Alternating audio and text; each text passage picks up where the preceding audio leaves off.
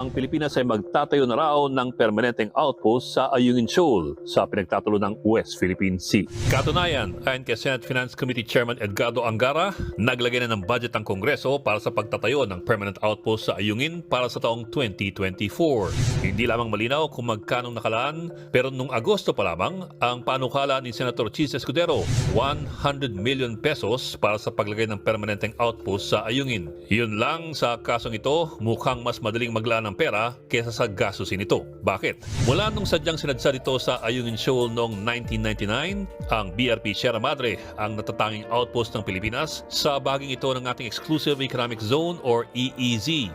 Binalandra ang Sierra Madre sa Ayungin or Second Thomas Shoal para magsilbing ating natatanging presensya sa lugar.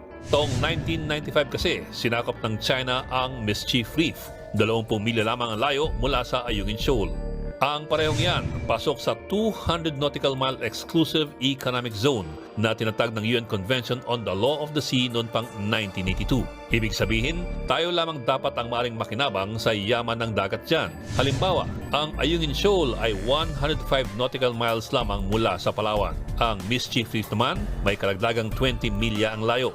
Mahalaga rin itong Ayungin Shoal dahil ito ang natatangin nating bantay sa Reed o Recto Bank. Isang lugar sa ating EEZ na pinaniniwala ang mayaman sa oil and natural gas deposits. Ito rin kasi ay inaangkin ng China.